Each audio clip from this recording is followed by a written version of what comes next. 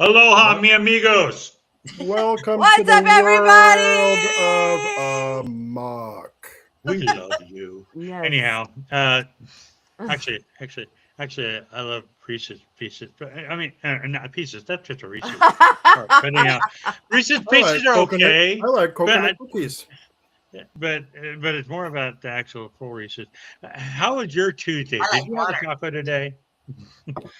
I had I have I'm very had lethargic today. I lethargic. I have had Why? Yeah. eight I guess Mondays in a my row. body's catching You've up. had 8 Mondays in a Mondays in a row. row. In a row. Yep. Boo, Such is the boo Yeah. on life of a that. CPA during tax season, huh? All and tax Uh, season's over. This is all That's true. IT stuff at work driving me nuts. This, Oh yeah, no. this is Everything's we're breaking. now post tax season. At least it didn't break during tax season. Oh, I know.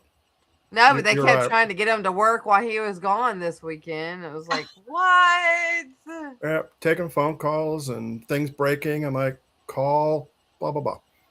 Call, For blah, those, blah, blah. yeah, for those of you who pay attention to stuff, you notice my background is different. I'm in a hotel, so I have sketchy Oh, hotel Wi-Fi. If something goes odd, it's probably my fault. But I'm here. I'm not far from home. Only an hour north, so I'm in Northwest Arkansas. We're I'm learning um, uh, how to nicely take people down to the ground. I guess I don't know how you put it. And just in case the patients go wacko and they're going to hurt themselves or others, you got to learn how to nicely, gently take them down instead of the mean way that I want to. Too. so Interesting. But it's okay. NWA, right? NWA, Yeah, Northwest Arkansas, but that's it's where I am. Yeah. new wrestling Not antics. no. Well, kind of. So Well, I spent most of the day in the squatting or lunge position today. So, oh uh, God, so Yuck. Oh, I I couldn't wouldn't be do I, able it. to do that. No, I would I die. well, yeah. On the outside, I'm like, I'm fine. On the inside, I'm like, anyhow, I was, I was I'd really be good. And I could, the minute they said squat. the, it was fine until the end of the class, and I had to go downstairs to get to the parking lot. But going down the Oh. stairs was I was kind of like, I'm getting old. Mhm. It Anyhow, sneaks how up was on you, your doesn't day? it? I don't like it. Yeah. I want to be, between 18 to 28, I was the best of my life. But now I'm 59. I'm no longer the best of my life. 18 to 21 for me. My knee popped out on me at 21. So that was I feel You're great. old. I feel great. I felt old at 23. I mean, come on. When you can't bend, when you have to bend over to pick up anything because you can't squat because you got a bum knee, it's like, oh my God. Got to It learn how to do sucks. handstands and pick it up while you're doing it. Yeah. Curl your No, toes around it that's to not pick going to it work. up. That's not. And you're just barely old. Wait till you get actual old. Right? Oh, I don't even wanna, because my body already ache. My joints ache, my bones ache. They say that, in the military, they say for every year you're in the Marines and the Army, the foot soldiers, you gain 7 extra years to your life. I don't So know. you're I like scored really old good on my before your ASVAB, so time. I joined the Air Force. I know. I scored well too. I should have joined the Air Force, but no, I wanted to But be. no. Jeez. So speaking of I had it to do over speaking again. of adventure and the fun that we've been having, you guys had Yeah. fun this past weekend. Tell us what happened. What went on? What quickly? OzCon, amazing. The first Comic Con I've ever been to, and it was so much fun. So many people, so many repeat people. It was pretty awesome. Do you want to talk, Ken? No, People in costumes. I was waving it off to you here. No, OzCon. It was down in West Plains, Missouri, and we were invited to come out again to podcast. Uh, I guess I'm going to say with them, not for them, but oh my gosh, it was so much fun. We talked I'd say at least 50 people over the 2.5 days we were Oh there. God. And within the first 45 minutes on Saturday, we ended up talking to 20 people in the first 45 minutes. And one of Yeah, those, we couldn't do interviews because we had Oh, so yeah. many people stopping at the table. so it was a lot of fun. And we apparently they liked us. We have been invited back for the Oz Fair in October, and then Awesome. again in OzCon next year. And they are also talking about trying to organize some kind of a investigation, haunted investigation around the Ooh. square. How fun. Sometime this summer. I'm like, oh, that's awesome.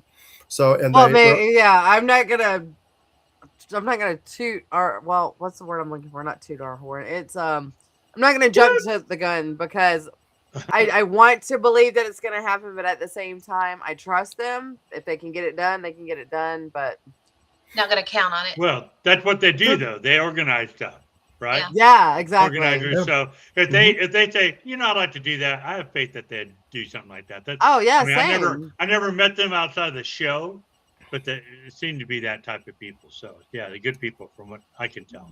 but the And interesting they love Ken. the interesting thing is that Friday morning, Friday morning is when we no, when was it? Saturday morning? Whenever we went over to there's a building in town that actually had an explosion back in 1928. Oh, it was Saturday. Was that Friday morning? It was Friday morning? no, it Yeah. was So Friday morning. that's right, because it was right before noon. We're kind of running late. We're like, we got to get there at noon. And we ended up talking to some spirits, and they were giving us one-word answers that that looked good. I'm hungry. They were giving us, like, we're asking questions because we didn't even know the story. We just knew something happened. We thought it was there. They kept giving us one-word answers, and we're thinking they're talking about us. And then one of the things was they said Friday. It was Friday. They're like, okay, it's 12-ish. 12-ish was another word they used. It's 3 minutes to 12. And they knew we'd been talking about, we got to get over there in 3 more minutes. Luckily, it was only 5 minutes away. And then they said something about spring and cold. And I don't know, a few other things. About 5 hours later, we're talking to one of the staff, and they tell us a story. They said, hey, did you hear about the explosion thing that happened, almost 100 years ago? Well, I said, we know a little bit about it, nothing else. She Googled it, start reading the description. Everything we heard 5 hours before that on or through the app came up in that conversation. So they were telling us the story that we had no clue. What? Really? Yeah, she said the one word, and I remember Sean and I went, what the heck? And He said April 13th, 1928 on Friday around midnight. Yeah, between 11 and midnight. And then we had her Farmer's Almanac, the weather, and it was raining. Yeah. So wow. So a lot of coinky dinks. I mean, everything was a coinky dink. I don't think so, but it was really, really cool. But then the next morning we told everybody about it, and they said that's when they started talking about maybe doing something there. We had an after party Saturday night, and they allowed us to go upstairs in that building. We conducted almost a 2-hour investigation. Yeah, it was awesome. That's fun. So it was fun. So that got the whole ball rolling. And the guy, CJ, is like, he came up to me as I was leaving. He goes, hold on a minute. We're going to get you back this summer sometime. Cool. At least to do some more investigating, more of the buildings, and then try to set something up later. Like, hey, that sounds great. So, yeah. Good time. So you had that this past weekend. What's the next thing that we're going to be at? One of us. Anyone of us. I'm going to be at Haunted America Conference in third week of June, I believe it is. Yeah. So you just walk around that one, right? Yeah. But yeah. It's fun. All right. Cool. All right. Here we go. What do we got? Next actual convention is not until July. Not until July. What's that? That's when we go to NOLACon. NOLA. Okay. Sonola And- Paracorn. Yes. And I'll be in Geneseo at the Kansas UFO Day the end of June. Last week. Oh, so yep. Pam will be there. I don't. Yeah. It's good. So, very Represent. cool. Woohoo. All Woohoo! right. Anyhow. Okay. Anyhow, who we got? We got somebody tonight. We talked to her already, so we're done with the show. You guys. So whatever. She's already given me a hard time. So tonight, all the way from Wisconsin, involved in Wisconsin. astrologist and psychic. She's a podcaster for Soul Society is affiliated with that, kind of like she runs it. And our friend Angie Fink, welcome. I feel it's only right if I do give you a hard time, Adrian. It's okay. Yeah, I can handle it. I was gonna say we all need it a little bit sometimes. Yeah. I've already had my chance with Ken for the month, so we're good to go. It's been great. Matter of fact, I think I'm going to be on your show next week. It is coming out next Monday. Yep. Yeah. We interviewed me. I made up a lot of stuff about 3 weeks ago. Yep. Made up a lot of stuff. Oh man, we rambled for like 2 hours. Grilled me. And I had the fun of editing all that, so that was interesting. Oh boy! And I tried to make it sound semi-smart. Okay, thank you. A lot of AI. No, not yet. I'm afraid the AI doesn't work nearly as well as I do. It's got a ways to go. Oh my gosh. No, that was so much. That was so much fun. But I'm hoping that you're going to explain a lot of what's going on in your world, because you've done a lot of new things in the past. Almost a year, I guess? Yeah, I guess it has been close to a year. Let's see. I am still doing my professional readings. I've been doing that for about 4 years now, so I don't know how many that equals, but a couple hundred at this point in time at least. So very proud of that. I do spirit circles and readings at a local metaphysical store up here in Wisconsin near Milwaukee. I do a podcast. My good friend of mine and I have started it. She is an Akashic Records practitioner. So we are all of the woo-woo. Please do not let Adrian listen to it. I'll start getting hate mail. We talk paranormal, metaphysical, a little bit of both worlds, right? Because I am really into that woo-woo side of things, but I also like the paranormal and some of the scientific stuff too, which is why I go on investigations where some of you have met me. So I do a little bit of both, and I like blending both, and that's who I am. So we started a podcast about that. Nice. Now, let me dive into the reading thing. You do reading? Do you do just in person, or do you do nope, I do online. On a phone or like this? Or so for me, it is, I do them in person because those are fun and some people prefer those. I also have my website, thesoulsociety.net. .com was purchased and I refused to pay thousands of dollars to buy it from them. So I am a .net, as it were, turns out. But the Soul Society is actually my business that I created. For me, I am looking for a community of people who do have fun with this, who aren't as much of a handful as some others I've met. So I am building a really open-minded community of just great people that we can have fun talking about this stuff with little to no judgment and just free for all fun. So it is a society because I can, and it turns out there are actually people that are becoming a part of it. So that makes it even more fun. Yeah. Mm-hmm. No, I mean, it is good when you have a lot of people with the same mindset can get together. Exactly. It's also how you grow. So I was going to say, it's not something I had a lot growing up. So having that support group and having the people that I don't have to constantly try to explain that side of me is fantastic. Yeah. No, I although I have my skepticism, I do have my empathy for that because I understand. So. And you know what, Adrian? I love you all the same. Because what would my life be like without the skeptics? You really do keep me on my toes, right? I've learned to explain myself in such a clear way, in part because I've had to do that to people who just aren't used to this. And that's just really handy for me because now I can bridge all sorts of fun gaps.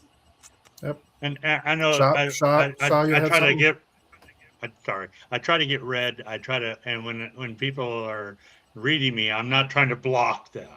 I try Sure. to like let myself just be as open as I can and see if they get it. And I've had a couple people come real close, but most people are nowhere near the center. Right. They see the clown, they don't see what's underneath. Right.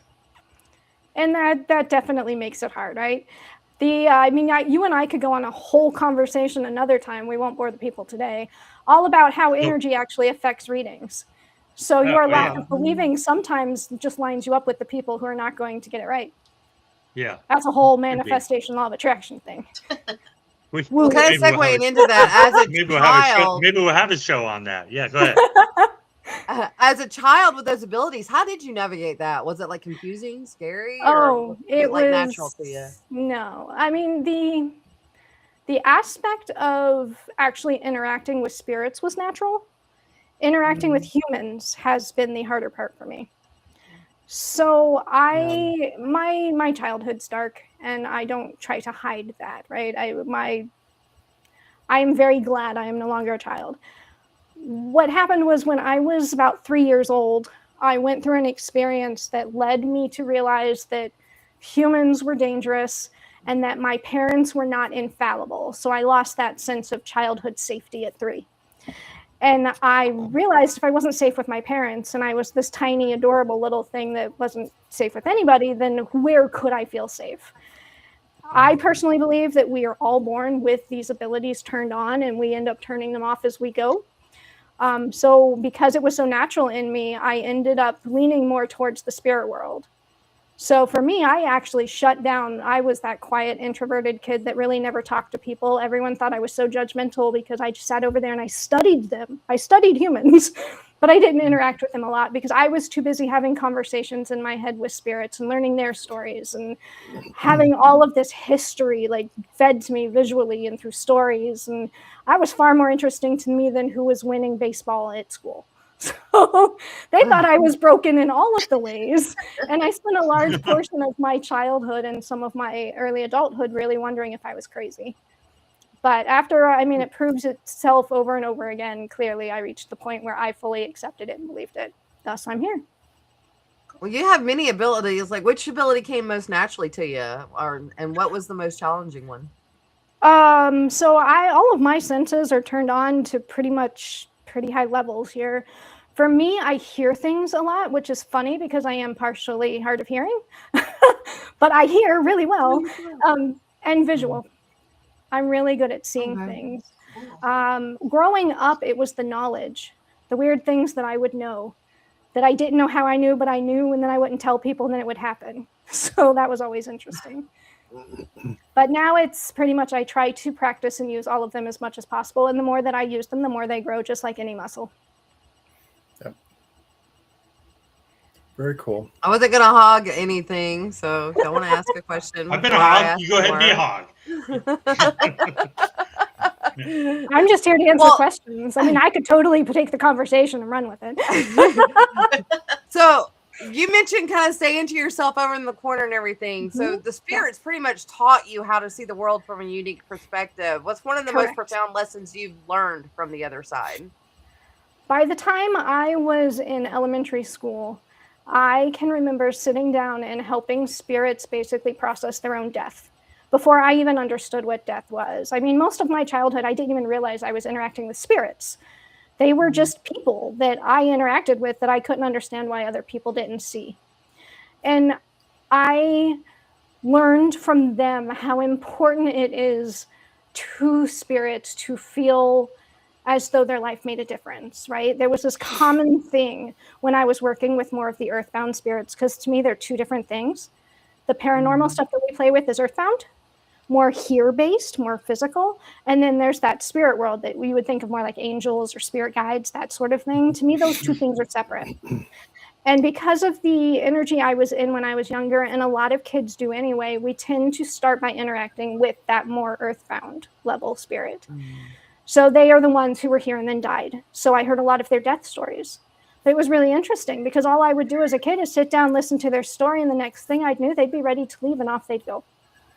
So I was helping spirits deal with their death and cross over without ever even understanding what I was doing. And the running themes were I need to know that I made a difference and that my life was worth something. So I learned from a very young age to appreciate life in a way that I think most people don't, not to take it for granted, and to make sure that the people in my life know how much they are loved without me having to regret it at the end. I've never heard a spirit look at me and say, I wish I could work longer or more. But I have heard so many of them be like, I wish I had told this person I loved them so much more, or I wish I had been there for them more. So those are the lessons I learned. So my heart is huge because they taught me that. So, in that regard, you were helping them, and they became your friend, really. Oh, they were my best friends. How much did it bother you when they moved on and they were no longer around to chat with? They still interacted with me, though. Okay. Because an earthbound spirit can cross over and still interact with you. They just do so in a different way. You know, that's the second time I've heard that this weekend or this last 5 days. So, spirits in the spirit world aren't stuck over there. They come and they go, just like any other visitor. Kind of figured that. That's always been my question too, because people say I help them move on. I said, move on to where? I don't get that. So. That's fine. I mean, I could go into an explanation if you want to know. Can you do 30 seconds? Go. In my understanding, at least from my life and my personal understanding, is if you think of it like we have the more physical based here, where we can touch things, we have a body, we have emotions that are all across the board, our lovely little roller coaster emotions, right? When a spirit crosses over, they're more like shifting. It's almost like shifting into like a parallel world. It's not like I go above or below or anything like that. It's more like just kind of walking into a parallel world that is all energy, and it is all love, and it is all light and positivity. And if you think of the Borg from Star Trek, they can all like share each other's thoughts and cool things like that. They're all at different levels over there. They still continue to learn. They still have personalities. But they aren't as emotional as we are because they're able to leave that behind. That's a human thing. They have them, but the longer they're here on Earth, even if they come back to hang out, the longer they're here on Earth, the more emotional they get. I have a really funny relationship with spirits because I have grown up with them. I just feel like one of their equals. So I give them as much of a hard time as they do me. My spirits and I have quite the sassy relationship. My best friend is one of my spirits these days that hangs out. And she was hanging out during COVID because I was sitting here alone bored. And she actually was trying to control what was on my television while I was working. So the longer she was here, the more emotional she got. The more I looked at her and I'm like, get yourself back over there because you are way too emotional and I need someone stable right now. So are you saying that like when they're here on this side of wherever, they're more of like an individual as like a singular thing where with the more emotions, like they're a group one, like a oneness to all of them. Yep. Okay. Like a hive mind? Yes. So just collective kind of thing. Yeah. Right, exactly. So like if I were to pass now, I have the option of staying here or going over there. It is an option. If I were to step from here over there, I would still feel like Angie. I could still sound like Angie. I could still be Angie. But I'm also going to be all of those other versions of my soul, like all of my past lives and everything all intertwined. And I'm going to have that energy that runs through all of them that makes it more of a we or a they versus an I. When I am, say, channeling or giving messages from spirits that are on the other side, they very often use we and they. They refer to we, us. However, earthbound spirits still are very much stuck in the I, me. So it's interesting being able to tell the difference. Yeah, that's cool. That's interesting concept because, not concept, but reality, because I do hear the words we a lot through the spirit box. I hear a lot of I, or just a singular name. So that kind of makes more sense now why they're saying we. Right. Well, and if you take it a step further, humans, as far as they have told me, humans are the most individualized being in existence. part of why we step into our bodies here is to understand what it feels like to be alone and isolated. Because if you imagine a spirit over there going, I can't even imagine what that's like. Okay, well, let's step into a body and find out. To them, time is nothing. But humans have such a hard time because we technically, our souls still have that need and that feeling and that remembrance of being so connected. And yet we are stuck in this individual space where we have to figure out how to voice things to people to understand. And we're not very good at that. Instead of just being able to share it. I push things to people all the time, and they don't like it. Exactly. There are times where I'm like, I wish I could just take all of what I'm feeling and just like share it with you and give it to you, right? Because it is I don't such know if that's a good idea either. Oh, I don't know. I think telepathy would be fun. My mind Oh, is a mess up here.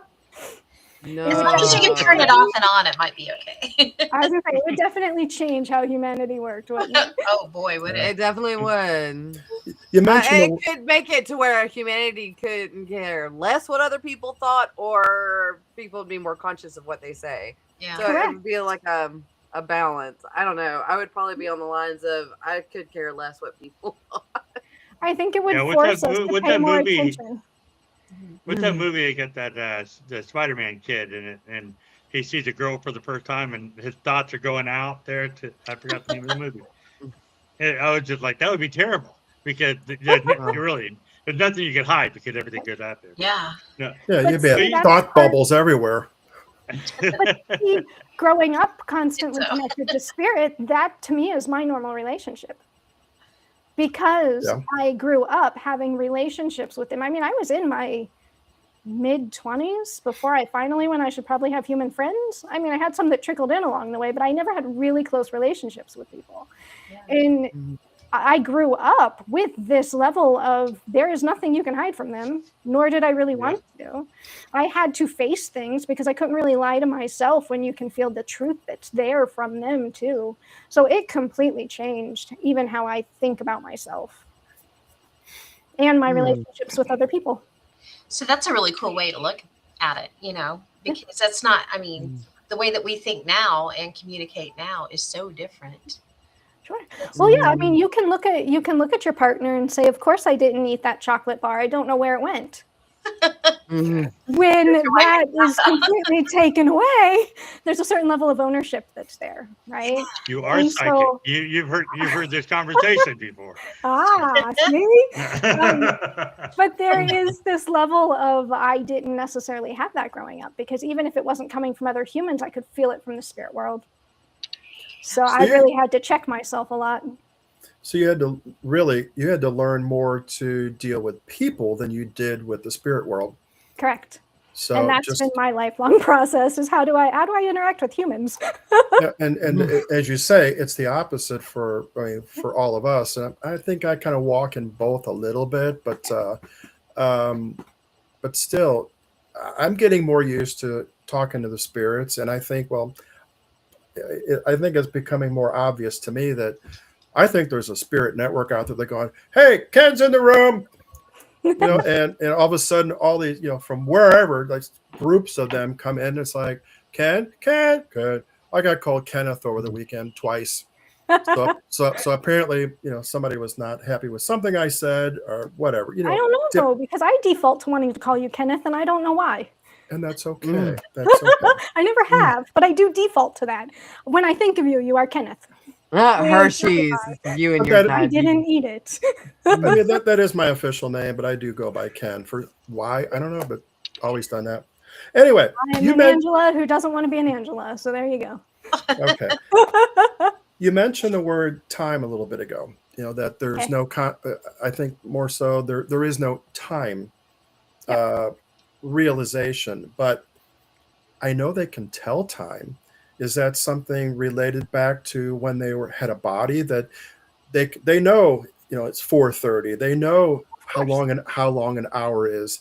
So is it just because of a memory from when they did have a body, or because some of them may not have ever had a body? I don't know. Exactly, right? time as we understand it, linear 12, 24 hours a day, fun years, time, that's a human construct. Right. They're aware of it. It's not like it's something that they're like, I don't understand what that is. Okay. But they have different time frames. The spirit world itself doesn't have time like that. They don't need that. They're focused more on, I'm going to do this thing, not on I have to get it done in 2 hours. Humans created that mainly when we started needing to define our world by work. But basically, time is a human construct so we can get enough done during the day. Yeah. And the spirit world doesn't need that. It goes purely by feeling, and it doesn't care if it sleeps for 4 hours a day and then works for 4 and then sleeps for another 3. I'm started when people had bosses, and bosses said, I want you here by 7 a.m. I was going to say the workforce is really what started that, because even before that, we were up with the sun and down with the sun, and we worked more with that natural Earth's biological clock. The actual time frame that we work on now is simply an industry type concept built to make sure that we have a rigid schedule, which has never felt natural. I need that though. I don't. Good for you. That's very analytical, logical, though, right? And I'm more of that right brain creative, and so to me, that feels completely unnatural. Yeah. Now you've developed multiple. Go ahead. No, I was going to say you developed multiple skills like tarot reading, psychic mediumship, numerology, channeling. And let's talk about a little bit about each of those. Yeah. Okay, how did you come into place? How did you get into that practice? And give us a little bit of example of the like numerology, because that's a unique one, right? I hate numbers. Yeah. It turns out I like them, but they make sense to me because to me the numbers have personalities. So growing up, obviously, I was trying to figure out who I was and how all of this fit in. I figured out when I was about 10 years old that, okay, part of these things that are happening to me, or these people that only I seem to see, are spirits. I understood that concept by 10. So then I, of course, went down this whole path of all of the weird stuff. I was raised in the church, so there weren't a lot of people I could ask about that weren't from a fear-based standpoint. And it was more of I learned from watching Unsolved Mysteries and the Sci-Fi Channel and the Travel Channel back then, because those were the 3 main spaces, right? Read any book I could. And I got to define it myself through that, which was really cool because it was like creating my own. Obviously, along the way, I picked up tools and fun things because for me, I wanted to share it with people, but I didn't know how. When I tried, it wasn't always well received because I wasn't the best at it. How do you really describe these things when you're a kid? So tarot started when I stepped into actually being pagan. That was one of the first tools that I found, and it was a neat way for me to be able to use my psychic abilities before I was ready to call myself a psychic. It gave me a tool, a physical tool that people could see while I was giving them the message. Because for whatever reason, people are more comfortable getting messages from cards than they are just me voicing a message from a spirit. So that's where that started. That's mostly because got a question here in the visual. Chat. Yeah, I was going to say the same thing. Patty said, do you think when the human body gets closer to the end of its time on this plane, they begin to have more interactions with the spirit world? Oh, yes. Hi, Patty. I love you. Patty's one of my favorite people. Yes, Patty. There is actually a lot of stories from people in like the nursing homes and who have been a part of like people's passing. There are, I forget what they're called. They're like death doulas, women who actually go through specifically, that's their job. They will talk about things like the fact that the closer someone gets to death, the more they talk about seeing family members and friends who have passed. They talk about getting ready for a trip. There's this really cool thing about getting ready for a trip. And if you have someone who's just hanging on, that's ready to go, but not quite, you can give them a ticket for that train ride. And it can actually help kind of make that process go a little bit faster because it helps them to get more comfortable because now they're ready for their trip. They have everything ready. But yes, that is one of the common themes that has been throughout everything I've studied, is that the closer you get to going over there, it's almost like they start helping you understand how to get in and out of your body so that when you're ready to leave that body, it's a little bit easier for you. Well, I've been a medic for 41 years, and I've heard a lot of stories just before they die, and Correct. they're like mentioning somebody. But these questions on here are more like it's happening like not just before they die, but a Right. while before they die. So And it depends on the I've never person. heard those stories. I was gonna say it depends on the person. Yeah. Yep.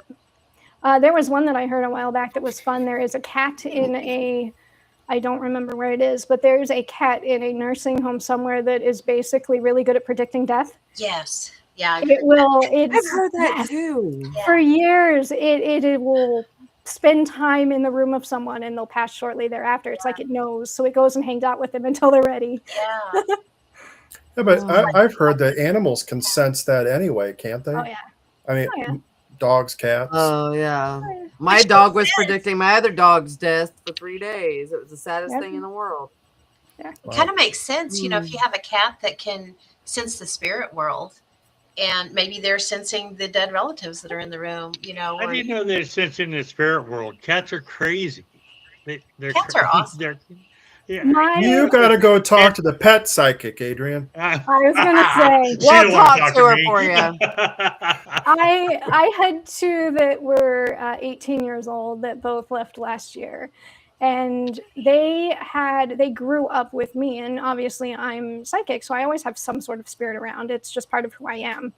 And they got to the point where if there was not a spirit in the house, they were more freaked out, and they would go around with that meow scream, like, "Where are you?" until a spirit came into the house. And you could watch them follow the orbs, because I would see the orbs or I'd feel the spirits, and they'd be watching them. I have a video of one of my cats chasing an orb around the house. It's really cute. They're well aware. My house is haunted, and our cat was just typical crazy cat. And when we had her fixed, we couldn't stay at home, and so we had to keep her in a kennel. And we kept her in a kennel, and we had to go someplace, and came back, and she was never right ever since. And I think that the spirit that was at our house was feeling sorry for the cat, so by the cat the whole time, something to that degree. Aw. But she was the freaking nutcase from that point on. She'd never the same. Aw. Maybe it had something to do with getting fixed. I was like, which is the I more think I wouldn't be traumatic the same experience? either. I wish Ginger was in the chat tonight. She had a cat that they had neutered, and it got really mad at her, and it pooped in her shoe that she left by the front door. Well, that just Nobody makes likes it, that sounds normal, actually. I mean, come on. I was not wanting this at all. It's poop in there. Okay. No one likes surgery. None of us.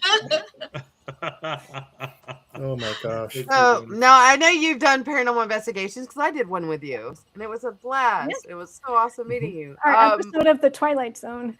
Right? Oh yeah. That was a weird weekend. I'm That still blown was away. such a weird. We still talk It about was- it. Mhm. Yeah, I Yeah, don't know it how to was- understand it. Like, even with all of the weird things I have experienced, that weekend was one that leaves me going, I just don't know. Right? There were It- too many absolutely. what ifs and weirds. And I think it was more of the spirits didn't bother me, but the town and the people in the town and their energy just felt so weird and so unsafe. Off. Yeah. It The felt humans off. scared me more than the spirits did. Yeah, definitely. I Yeah. mean, when we were in the sleeper mortuary, it was fine, comfortable. I slept like a baby, but whenever we're out in public, it was like, who's watching me? Something Yeah. is going on. Well, what is one of your most memorable investigations? My favorite will always be Waverly Hills. It is the first place that I went to, and I had an expectation of, with it being a giant tuberculosis hospital, I expected so much sadness and negativity and pain and suffering. And while that was there, I ended up lining up with this little girl spirit who literally showed me the entire building through her eyes. And to her, cool. it was home. So she was showing me all of these fun things, and this is where we did this fun thing, and this is where we did that fun thing, and people would visit me here, and I could go shopping there, and I had a garden. So to her, it was a magical world, even though it was a hospital for people to go and pass away. And that was such a mind-blowing thing to me that it will always be a memorable one. And that was also one of the places where I was experiencing using all of my senses. I was hearing things, seeing things. They were grabbing my backpack as I walked and pulling me back. It was really cute. Like, So "Hey, we I wanna talk had to you." such a great time there. I'm just like, oh, this is great. I love this place. I can stay here. See, we was lucky enough to have a tuberculosis sanatorium here in Arkansas. We used to be able to investigate. They've since shut it down. They don't want people going out there because paranormal investigators, mistreated the place and just got it shut down to everybody. But shout out to everybody, the paranormal investigator. Respect the location that you're at. Correct. And Yes. And the spirits that are there. And the And spirits yes, that are there. and I was so lucky because it was a very extremely active place, and so you could any kind of I love that any place. kind of test that you wanted to run, any kind of experiment you wanted to run, you could do it. It's visually active too, and non-psychic. It's all that stuff. So our first investigation there, we got 33 audio captures that were significant. Nice. 33. That's So, a lot. so when I went to Waverly Hills, Adrian and I I'm had the thinking, same woohoo! And had Nothing. I will say that I would go back to Waverly Hills in a second if they say, "Hey, come next week." I'd say, "Okay, I'll be there." I'd go because it's a fantastic place. But we had no experience while we were there. Sure. But They did I say think because you were with a group, you weren't within well, your see, element. in Arkansas, the more people you had in the building, the more active it was. And you talk It about was positive great. experience, your thought process on that, how you had a positive. Most of the people from the Arkansas tuberculosis, you know what I'm trying to say. It was actually, I was expecting when I was like doing the research on it, of hearing all because when you listen to the people about Waverly Hills, it was all this just bad. It was all this sad. And there's documentaries of one there in Arkansas, and they're happy talking about the stuff they're doing. A lot of them that made it through the tuberculosis ended up staying there at the town, and that just made it because it was the largest tuberculosis sanatorium in the United States. Cool. That's And neat. but so it's a little bit of research on it. It's fantastic. It's sad that it got shut down to everybody, but that's because somebody didn't do what they should have done. We have a tuberculosis hospital out here near Milwaukee, and about 5 or 6 years ago, they turned it into apartments. And I am still waiting. I'm like, oh, I can only imagine the stories in this place, because about a mile away from it, I'm like, what is that? What is that? You could just feel it. It still gives off that vibe. We have the Wildcat Mountain tuberculosis sanatorium in Fort Smith. It is now the Methodist nursing home. And you talk about people who are nearing death, you think, that at the I think it's a women's wing, which is all the way at the other side. Way back when it was Wildcat Mountain Tuberculosis Sanatorium, was the children's wing. And there's always talk of, could you please quiet the children down? So and the nurses that work over there freak out because they're like, there's ghosts all around us. And I'm like, well, duh. Yeah, there are. Yeah. Here's a fun one, though, to think about. At this point in time, with as old as Earth is, there's very few places that something of some sort hasn't died. So technically, there are ghosts absolutely everywhere. Oh, I would think so. Yeah. I agree. I'm skeptical. I just hope they're not in my bathroom. That they're all around. I have very clear boundaries in my house for that reason, Shaw. I was actually doing a personal trip to Gettysburg about 5-6 years ago, because I wanted to see what happened if you put someone like me in that space. And I have a weird habit of, before I go to places, usually a week or two before I go, I end up starting to connect with the spirits that are there. And so I was in the shower, and suddenly there was this man in the shower with me in full uniform. He looked as shocked as I did. And that put up the boundary of nope, no, you have to at least stay on the outside of the shower curtain, period. That's it. For those of you who are listening who don't know, every bathroom is haunted. Ghosts I love to think watch at you this pee. point, right? Most of the time they don't care. But mine usually There's is just because there's usually times. someone talking to me through the curtain. Well, you also get those times that the hair on the back of your neck is standing up or the hair on your arm is, oh, please Yep. get out of the bathroom. I'm trying to have my peace. My sister had an apartment and I stayed there for a while, and there was a spirit that stayed in her bathroom because he didn't feel comfortable in the rest of the house, and he did not want people in her bathroom. So every time you went to use her bathroom, his energy was there trying to push you out. It was Oh a my mess. God. Like no, It's this is my space. dude. You This is think not they're your saying space. ooh, but they're actually saying ooh. Ooh. Yeah, another thing I use the saying because I also believe that almost every body, every person has at least one spirit kind of hanging around them. I kind of believe that. So no matter who you see, no matter everywhere, there are ghosts. I call it BYOG. That's like Bring your seriously, own like, ghost. bring your own ghost. I mean, that's what I call it. So even when we're doing investigations with people you don't know, sometimes we're just pulling in whoever's with them. Yeah. And chatting with them. I agree with Is that. that yes, no, kind of? I agree with that 100%. Taking apart, leaving aside the spirit guide concept of we all have spirit guides. Mm-hmm. I know for a fact that the spirit world is very interested in us because we are a part of them, they are a part of us. So at any given time, we always have spirits interacting with us and helping us. Family members, absolutely take time to be a part of each other's lives. One spirit can still keep track of and be involved in the lives of however many family members as they need to, right? They can just kind of jump around and do their thing. So at any given time, we all have our own soul that's built in. So of course there's that, which is connected to all the other souls in the world and in the other side. And then we have any spirit who is there to help. So the same concept of no one dies alone. There is always at least one spirit that is there to help someone who is passing actually pass, because the goal is to get them to cross over immediately, unless they absolutely want to stay. Okay. I don't think I have a guide. Or if I have a guide, they're as confused as I am. I say we all do. Whether or not man, you're aware of them is the difference. Yours is sitting there like this, Adrian. I'm sure. I was about to say that's mine on a daily basis. Going, oh, that's the thing, though, is like we refer to them as spirit guides, but they're not really guiding us because technically, first and foremost, is our free will. We are here to live our lives.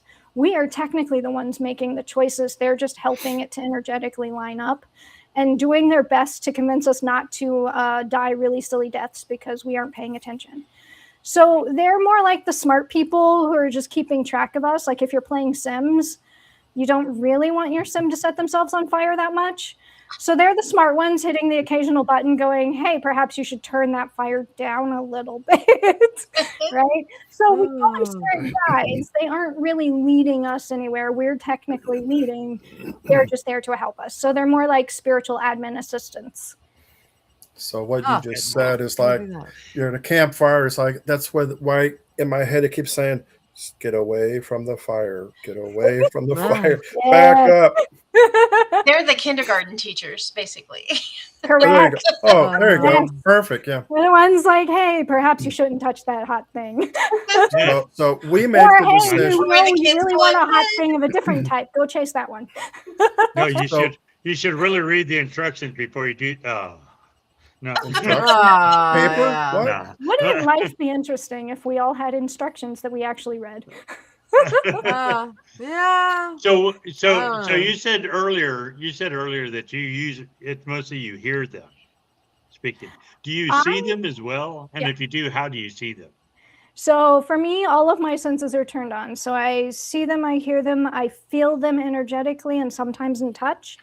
And then taste and smell as well. They will use those two things to give messages. So my grandfather, for example, he used to smoke cherry tobacco. I never knew him, but I still have those moments of being in a space where I know no one smokes cherry tobacco and having that smell appear. So Tina I will always smell know that her that's grandpa's tobacco too, right. and it's a very specific Exactly. older smell. Yeah, Yep. but she My knows. other one is allspice brandy, not brandy, allspice bourbon and Coke.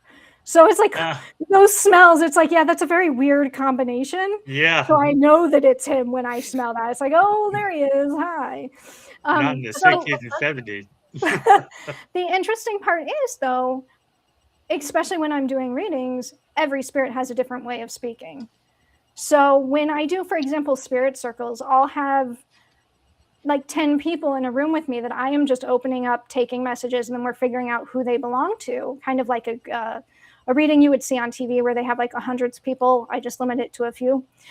And when that happens, I will have a spirit giving me visuals. So I'm seeing images. Actually, on Sunday, I had one using emojis, which was really cute because when the person that she was giving the message to, they text a lot because she's a younger spirit. And so she was actually using that to give me that to then use their language. That's cool. Yeah, so then I will hear them. Sometimes it's voice, sometimes it's internal. So I will physically hear them sometimes. And sometimes it's thoughts in my heads or words that I don't use, sentences that come through. I will physically feel them, especially earthbound spirits, because they are so physical, they affect my body more. So like when you're thinking you're on a paranormal investigation and you feel that touch or you feel that pain or suddenly it's hard to breathe and you can't figure out why. And then you find out the person had asthma or something like that. And yeah, they'll use my taste and my smell as well. My favorite story of taste is my mother was trying to tell me about these cookies that my grandmother made that I could not for the life of me remember what these cookies were. And my grandmother finally went, "Here, let me show you." And I started tasting them. And suddenly it was like that memory popped. I could see them. I could taste them. I knew exactly what they were. I was like, "Oh, thank you, Grammy. I now understand." Yeah, that would not be terrible. That would not be No. terrible at all. No, the reason Depends why on I the ask, food, because though. some people will say they see, but it's more like a vision. Yep. And then some people will see, but it's always a dark, like a shadow. Yep. And then we've had one person that says they saw them, but they weren't shadow, they weren't dark, they were light. So I'm Oh, always sure. wondering how to, you know, And that's fun. That varies too, depending on the spirit and how they want to show up. I have seen physical apparitions that interacted with me. I see them, most common for me is I see them kind of like the shape of a body with a TV fuzz, like when you change that TV channel fuzz. So it's the shape of the body with that fuzz over them.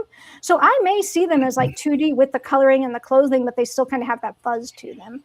That's the most common for me, but they will show themselves visually and they like physically.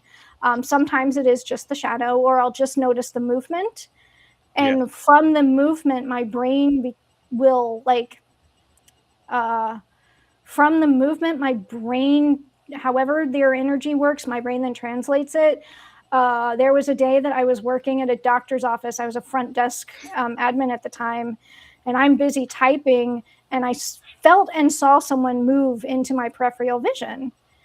And I glanced over and realized that while I couldn't physically see him at the time, my brain was interpreting and everything was there it was a Native American, like a guide or a scout, but he had the best abs I've ever seen and they were right at my angle. So it was one of those moments of, oh, okay. Hello. And then I had to go back to work.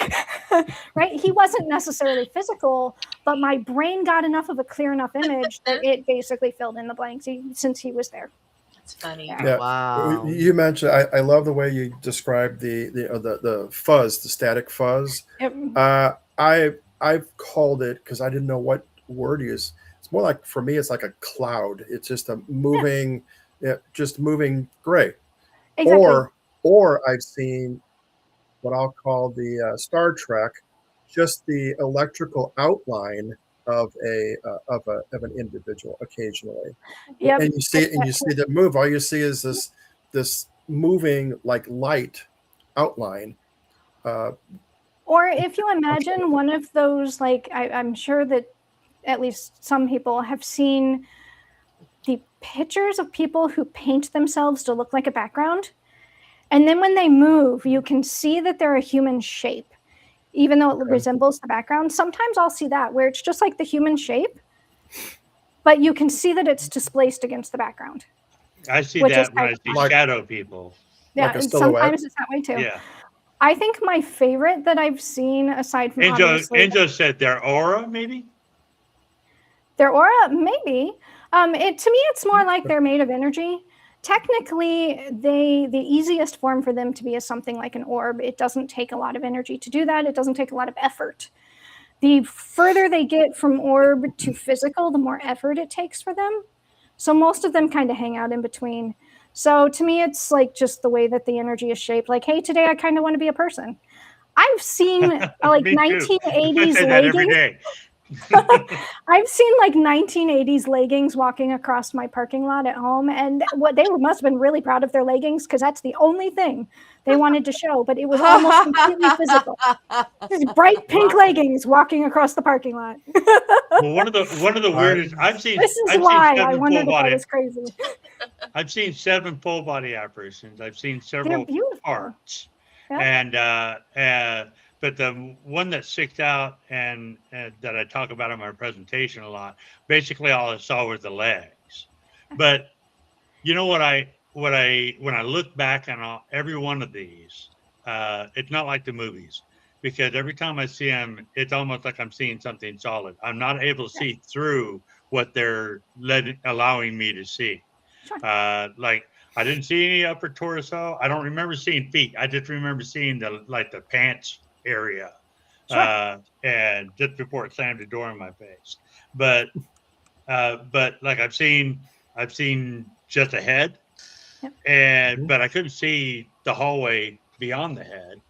I mean, I could see underneath it. That's fine, and above it, that's fine. But so not like the movie. So that's what I see when I see things. But like I say, I'm not psychic. It's just what they show. The movies, they do their best to show what they're trying to show, and sometimes I have seen them see through like that, right?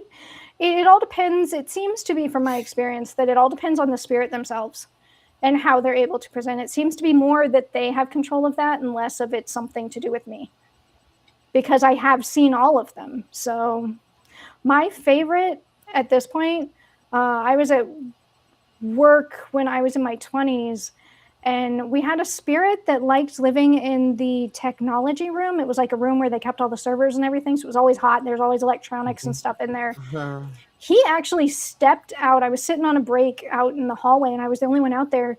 He stepped out of that room just in my view. And so I'm talking on the phone, and the next thing I know, I see this head and arm start waving at me, and then a full body stepped out. But instead of being that static, he was pure electricity. He looked like one of those beings from the really old Alien movie where they're like full of light, Cocoon, where they're like just complete light beings. Oh, yeah. But you could see the electricity, like the sparkle of the electricity running through him, as though he had just taken all of that electricity and filled his body with it and used it to then make that form. And he just stepped out. Like Rady Kilowatt. Like we stared at each other for a minute. He left, and I was left going, okay. Yep. Okay. I'll add that to my stories. Question from the audience here. Patty again. Hi, Patty. How many people do we see every day who are actually spirits? Quite more, a few more than you realize. Yeah, because I'm like, you got a huge crowd here. I'm like, I know that not all these people are real. Just like when that restaurant we were in. Oh, yeah.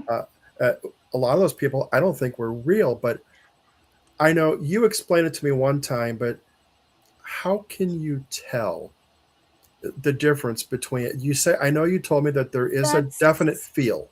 Yeah, that's going to be There's a lot different of for fake everyone. people in the world. There's that too. Being psychic also means I'm a human lie detector, which makes life really interesting with relationships. The way that you are talking about it, Ken, so yes, there is a specific feel to me. Not everyone works in that same way. Okay. So to me, a spirit does not have the same heaviness that a human does. It is lighter than us. So when I am around someone, say I'm hanging out with a human, there is a level of physicality that I feel. To me, it feels like a weight or denseness. Like if I'm holding a glass cup versus a sponge, there's a difference there, right? One weighs kind of a little bit more to my hand. My body responds the same way when I am with a human versus a spirit. Okay. These spirits feel lighter. So even if it looks human and it comes up to me like that, there is that lightness to their energy, but then there's also a buzzing to their energy at the same time. So it's missing that denseness, and it's like it's done the opposite, to where now I feel like I'm getting kind of jived with 6 cups of coffee while this person's standing here in front of me. Okay? Okay. When you put those two things together, I have learned that that is usually a spirit. Not usually, that is always a spirit. Okay? Okay. So now I can sit in a space and tell the difference between a human and a spirit. However, I am going to put the caveat out there. If there's a lot of things that hang out with us that aren't human or technically spirit, so there's a whole lot of different nuances that I've learned to play with over the years just by being curious and going, ooh, what are you? Right? Can you tell by, you know how some people can sense the coldness? I sense the coldness all the time. I'm like right now, I'm really chilled, and I pretty much know who's here right now hanging out with me. But if a real person gets kind of close, and could you feel the coldness? Would they emanate like a coldness or something? Some kind of absolutely way to. Everyone has their own bodily language when it comes to interacting with spirit beings, right? If you think of walking into a paranormal investigation place and you walk into one room that gives you the creeps versus one room that doesn't, right? Mm-hmm. There's very different ways that your body reacts to that. It's going to do the same when it is around things that aren't quite what they appear. Okay. So it's learning your own body's language as to what means what, which involves, unfortunately, having to actually pay attention to yourself, which is not always easy for people. That's interesting that you say that, because Go ahead. That's interesting that you say that, because there's a gentleman that comes in our library that sets off every alarm bell in all of us that work there. And we are certain that he's not quite human. Yeah. And see, then you have the fun job of, okay, so is he spirit? Is he alien? Because they like to hang out with us a lot and look human too. We wonder. That's a whole other conversation. Yeah. But there's all sorts of, there's quite a few different types of beings that play in human form, because, I mean, walking around looking like that obviously isn't going to get them very far. Yeah. But there is a different in that energy. Your body responds to, there's something not quite right about you. We have a library cat. She responds to him too. And not in a negative way. She's like his best friend. She's like all over him. And we're just like, Luna, get away. There's usually, if it is a spirit in body, there's usually an intenseness to their energy, especially if it's like one from the other side. There is this level of, I'm staring at you and I'm having this interaction with you, but it just feels so vivid and so intense versus just interacting with another human being. How to describe that? One of my favorite visual encounters with a spirit. I hadn't befriended. Well, I did. I befriended a spirit in kindergarten that basically checked on me. Him and his daughter checked on me through my entire life until I finally accepted the fact that I was psychic, because they were determined to keep checking in until I could actually interact with them. And he was the first one that stood in a way that I knew exactly that this was a spirit standing in front of me, having an interaction with me. Yeah. I was actually at a coffee shop in a mall where there were quite a few spirits that would go very physical. They used to play games of, can you guess if I'm a spirit or a human? Well, I was on my lunch break, which was fun. And he was able to use that energy of that crazy mall, because it was over the top, to become so physical.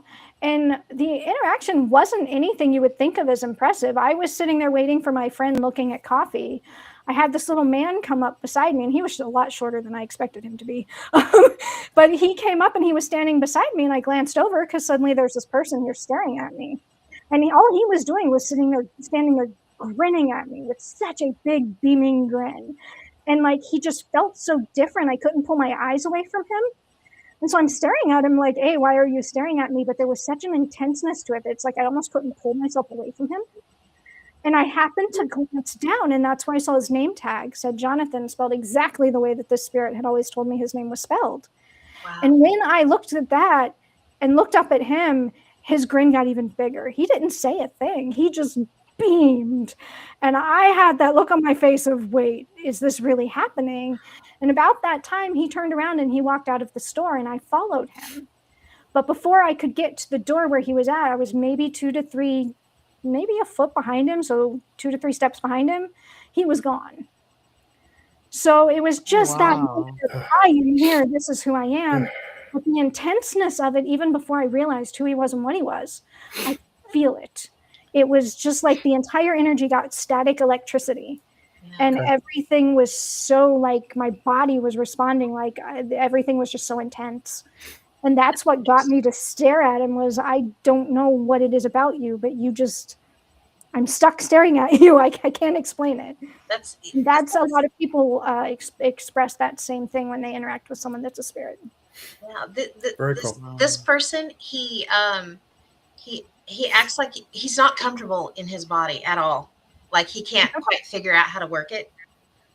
Yeah, I don't blame him. Same. Yeah, right.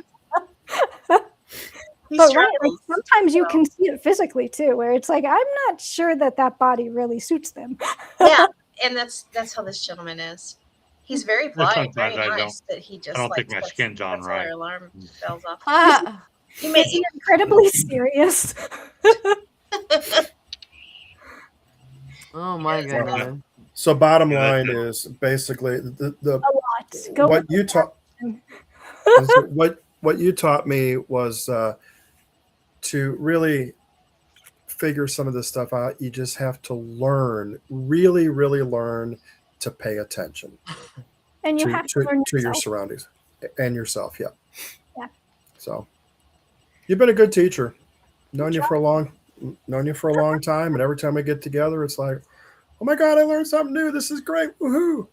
Wait, is the proper response you've been a good student? I think yes. But you don't have to do that. Your smile was enough, And then it got really big because I recognized you. Oh.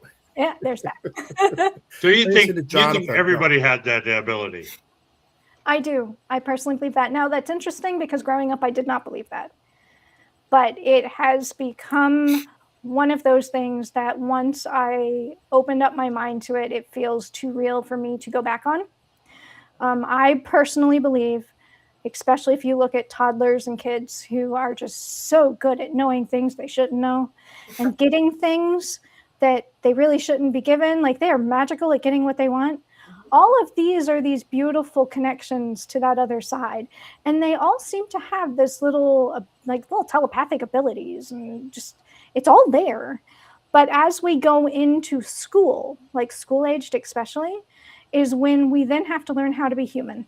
And that is when spirit was the loudest at, hey, Angie, it's okay not to believe these things or not to listen to those things, right? Yeah. Since I already had that path, and by then we already knew I was going to be a psychic, there are certain things throughout my life that they helped me go, well, you have a choice right now. If you go down this path, it's going to lead you to shutting us down. And if you leave it, it's not. So I made those choices throughout my life. And when it comes to school, we are taught to be submissive in many ways, right? You have to follow these rules, you have to do these things, and correct. And then we're trying to figure out how to interact with other humans, and then we're getting the teasing and the bullying and all of that, right? So we basically teach ourselves to turn that aspect down because no one wants to be the weird kid. Yeah. So that we can fit into humanity. Yeah. Instead of allowing ourselves to go forward.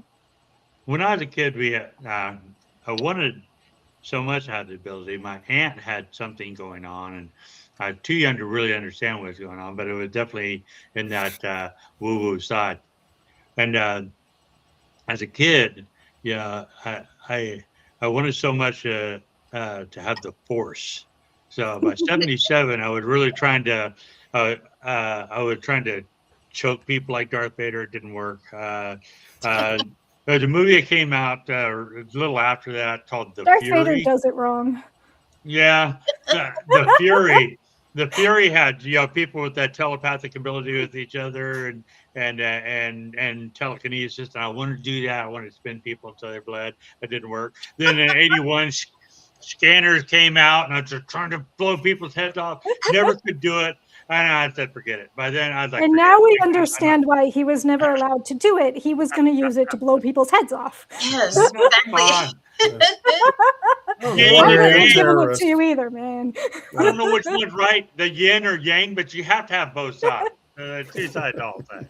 Anyhow, we ran way late. So I'm good it's at just that. it's I a really good show. am. It's a great show. It's fun. Been talking. fascinating. Very good. Yeah. Yep. So, It was fun. Thank you guys so much for letting me be on here and ramble with you. Oh, love it. that's what we I do. have to say We goodbye to like Patty. ramble. Yeah. Bye, Patty. Anyhow. Bye, Patty. Bye to Bye, everyone Pat. else too. I just don't know who you are. Angie, Yes. do not go away. Quite a few Because of I'll them talk out to there. you here in a minute. But in front of the world and everybody, all the billions of people, thank you for being on. You're a fantastic guest. All right. How can people get a hold of you real quick? Oh yeah, Oh, yeah. Go to Quickly. my Okay. website. Go to my 10 website, seconds. thesoulsociety.net. TheSoulSociety.net. You can Wow, email you me did that there. good. You can schedule a reading, and you can find my podcast there too.